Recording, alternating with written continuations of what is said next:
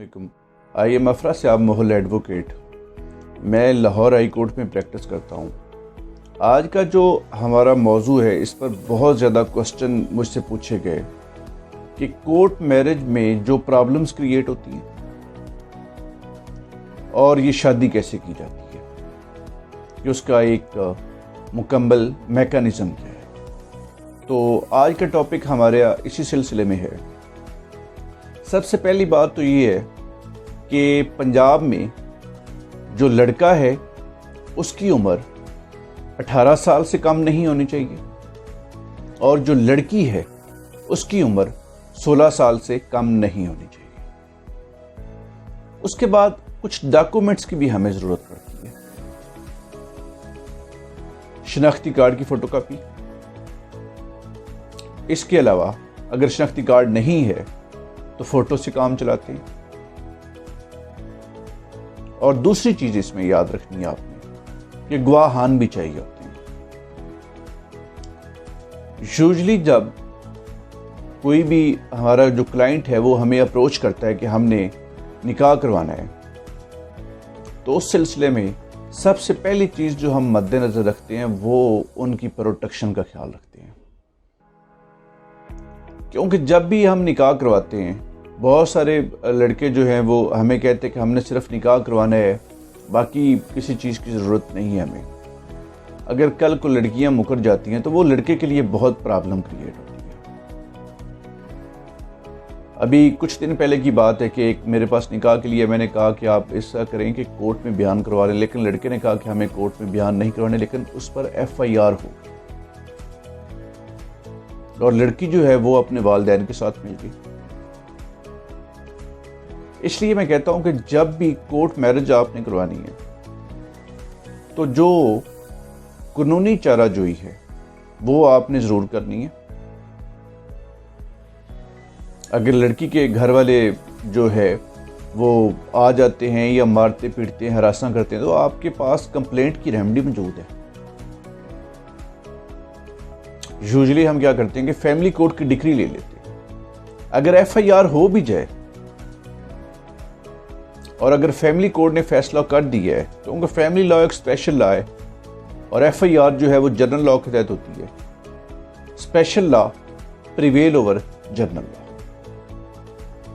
तो जब भी पार्टीज का निकाह करवाया जाता है तो ये इकदामात जो हैं कोर्ट के जरिए हमने ज़रूर करवाने होते हैं, क्योंकि सबसे पहली चीज़ जो है वो हमारे लिए उनकी प्रोटेक्शन है। लड़के की प्रोटेक्शन भी और लड़की की प्रोटेक्शन भी। उसके बाद नेक्स्ट जो मरला हमारे पास आता है, अगर FIR हो गई है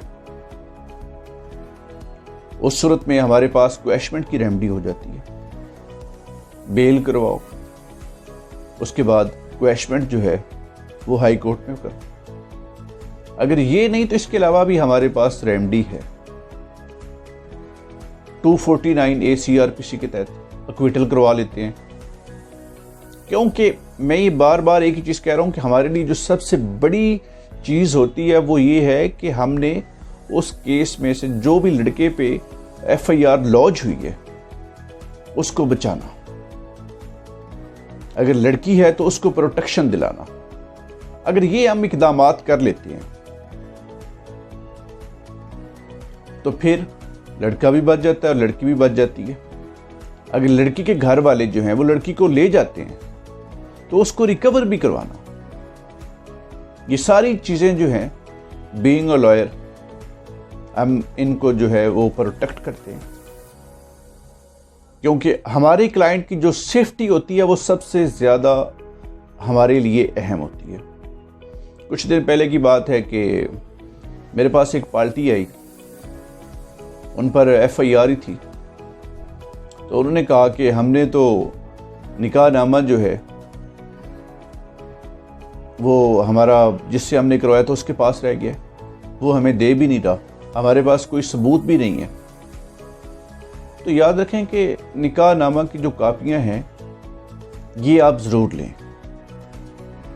क्योंकि अगर कल को कोई मसला बनता है तो आपके पास कोई ना कोई चीज़ तो ऐसी मौजूद हो जिससे आप बच सकें।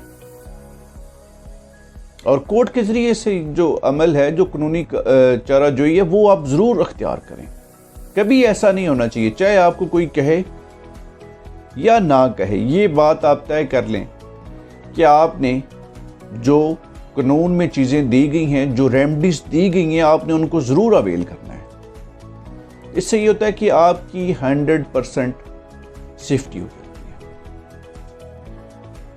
کیونکہ اگر جیل میں چلے جائیں تو پھر اس سے بہت بڑی پرابلم کریٹ ہوتی ہے. یہ سارے اقدامات جو ہیں یہ فوری کرنے ہوتے ہیں. جب بھی آپ نے میرج کے لیے آنا ہے تو جو ڈاکومنٹس میں نے بتائے ہیں یہ تو آپ کے پاس ضرور ہونے چاہیے، لیکن اس کے بعد آپ نے چند چیزوں پر جو ہے وہ عمل بھی کرنا ہوتا ہے. کیونکہ الٹیمیٹ لڑکی کے گھر والوں کو بھی پتا ہوتا ہے کہ کہاں گئی ہے لڑکی، اور لڑکے کے گھر والوں کو بھی پتا ہوتا ہے. اس لیے یہ چیزیں جو ہیں جو میں نے آپ کو بتائی ہیں ان پر آپ نے ضرور عمل کرنا ہے. تو آج کا لیکچر جو ہے وہ ہم یہیں پر کنکلوڈ کرتے ہیں. انشاءاللہ نیکسٹ کسی اور ٹاپک کے ساتھ حاضر ہوں گے. مجھے اپنی دعاؤں میں یاد رکھیے گا. اللہ حافظ.